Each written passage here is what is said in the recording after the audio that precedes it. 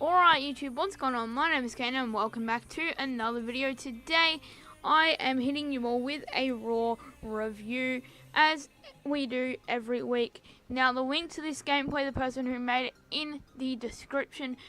Very thankful that this guy has put out some surfing gameplay for me that I can use on my channel in a very good quality and FPS rate. So thank you, man. Everyone go and subscribe to him. I think he has around 200 subscribers, so make sure you go over there and give him some support. And if you need some surfing gameplay, you could either use this one or you could use a few other ones that he has provided on his channel.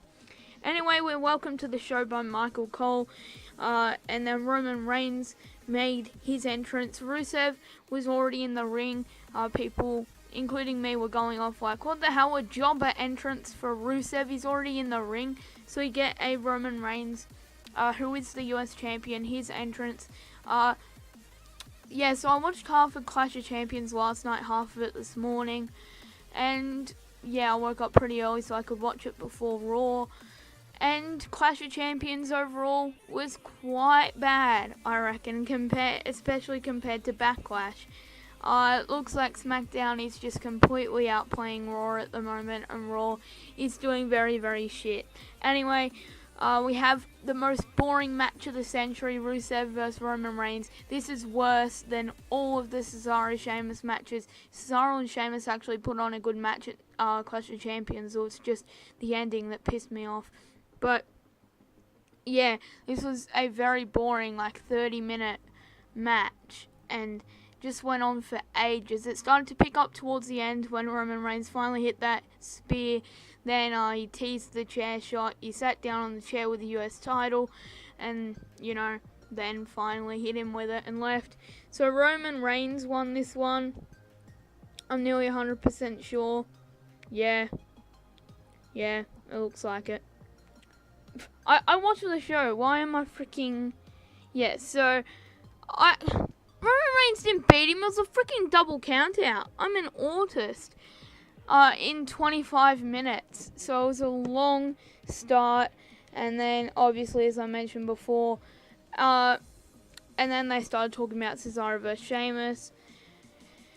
Oh, it looks like we're probably going to get Rusev and Roman Reigns in a Hell in a Cell. Hopefully they can make that work. Hell in a Cell will probably be a good pay-per-view. I always love Hell in a Cell.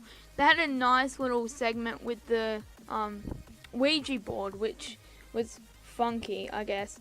And then Foley was in the ring talking about Cesaro and Sheamus. And then eventually it went on for a while. Cesaro and Sheamus both came out.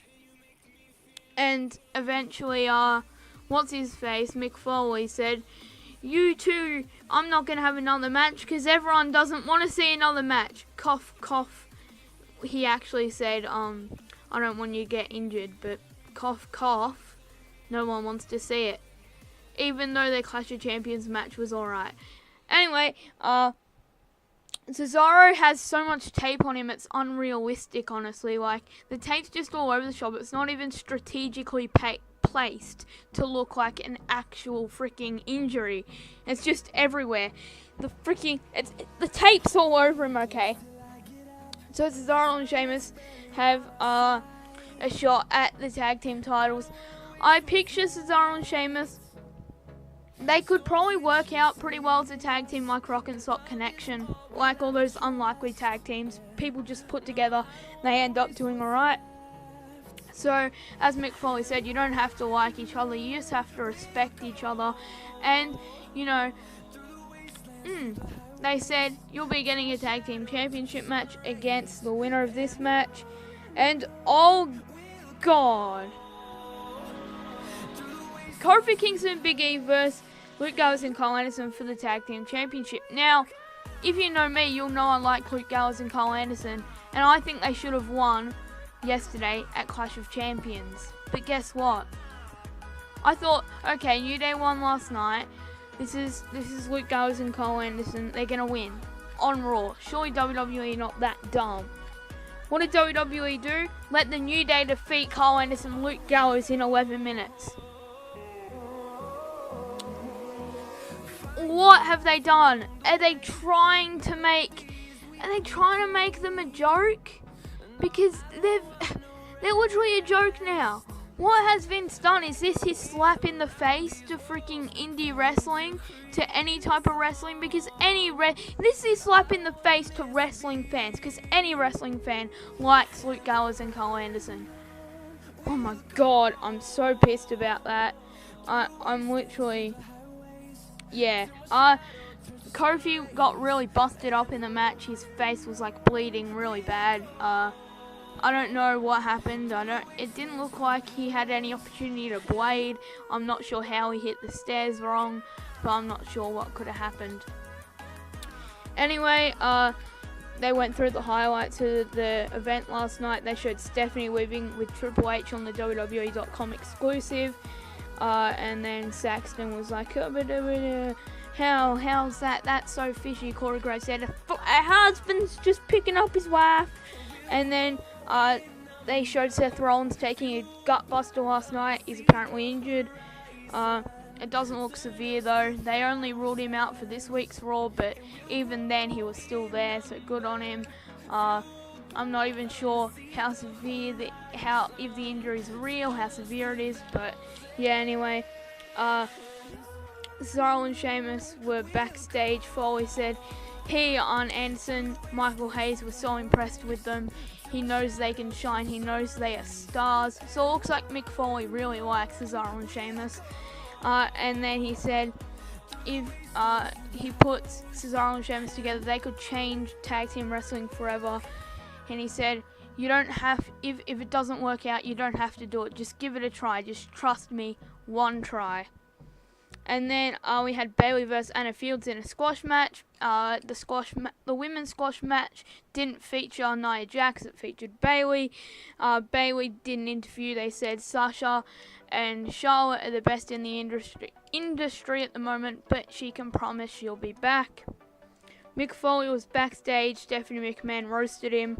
That's just about all he could say. All I can say. He was told that he needs to do his job, and yeah.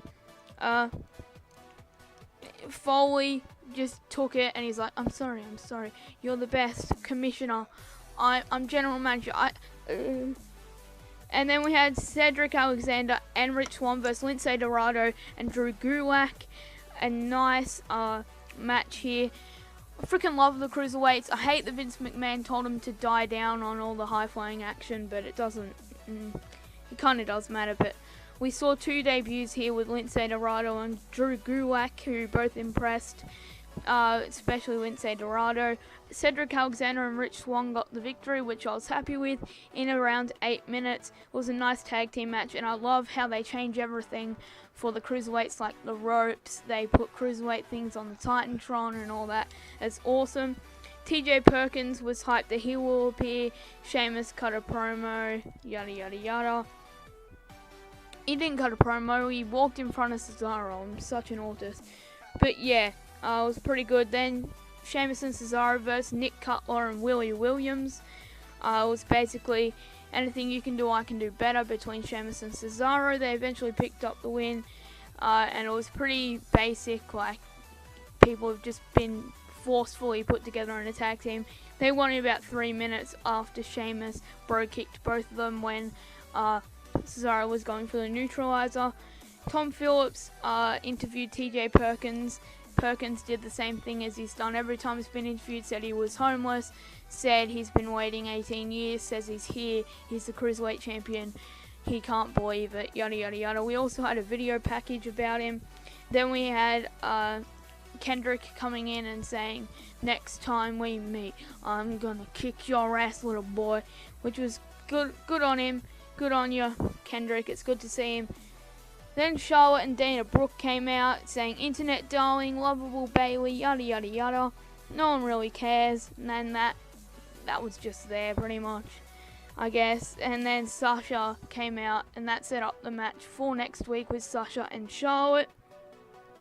Then, yeah, we got a hype for the highlight reel.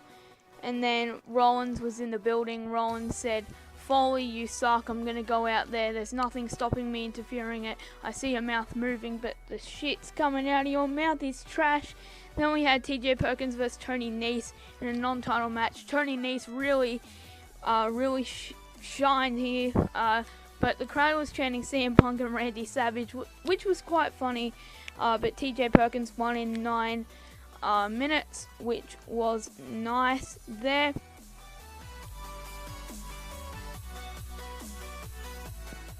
Alright, so I realised I didn't talk much about the Charlotte segment. So she came out, Michael Cole said, hey, she went 12-0. She was there with Dana Brooke, who said nothing. She said, yeah, it was your night. Charlotte said how good she was and how she walks the walk and talks the talk. And then, Sasha came out. Charlotte said she can have a title match next week, and then that sets up next week for a women's title match. I already went through, I didn't go much through the Rollins thing, but actually, yeah, I did. I basically said everything. And then, TJ Perkins and Tony Nese. It was pretty cool how, not cool. Well, Tony Nese really, proved like he's good. Like he's real good. And, what's his face? The crowd were chanting CM Punk and Randy Savage, which was funny. CM Punk. If I ever go to another WWE event, especially in America, I'm surely going to start a CM Punk chant. In all honesty, I am. And what's funny is that Vince McMahon wouldn't mind working with Punk again. He reckons he knows how he can, have a good working relationship with CM Punk. But Steph and Triple H don't want to work with CM Punk, which I find quite funny. Anyway, there was a Hispanic heritage video. There was also a video about Connor's Cure, which makes you cry every time. Ashton Kutcher and Danny Madison, or whatever his name is, they were saying, oh, we're going to beat you, Chris Jericho, next week. It's in LA. Yeah. And then we had the list of Jericho and Owens talking about life and death on the highlight reel. And basically they took a few cheap shots of the crowd. Owens said, I would be wearing my suit, but not here in Cincinnati. You produced Dean Ambrose, you little shits. Anyway, and then Jericho said, Ambrose still owes me $17,000. And then Owens said that Rollins was the most dangerous man in WWE. He injured John Cena, Sting, Finn Balor, but what he had coming was karma, which was pretty funky. And then Seth Rollins came out, Finlay, who basically pops up in every show now, and a bunch of security came down to try and stop him. And then Enzo and Cass made their entrance. Jericho said that he was going to sit on Big Cass's lap, which was funny. And then, Jericho was very funny. He was like, no, I didn't say I said I'd punch you in the face! And they got added to the list of Jericho. We had Kevin Owens and Chris Jericho versus Enzo and Cass in the final match of the night. And Kevin Owens and Chris Jericho won in 16 minutes and 30 seconds, with Kevin Owens getting the clean pin. It looked like Enzo and Cass were going to win at a few points, but Kevin Owens got a clean victory, which makes him look strong and makes everyone look strong. So that's really good. Enzo and Cass should get back into the title picture. I kind of want him to do a feud with Sheamus and Cesaro though, before Sheamus and Cesaro go for the title, but it doesn't matter. I'll just keep my fantasy booking to myself. Anyway, I've been Kane, you've been the viewer. I just did sorry if I skipped a lot of parts of Raw. I just tried to do it fast to fit it into the freaking thing, into the video. So this gameplay and the other gameplay in the description. Anyway, I'll see you all tomorrow, today, next time. Peace. By the way, I am uploading all the AFL club songs. Bye.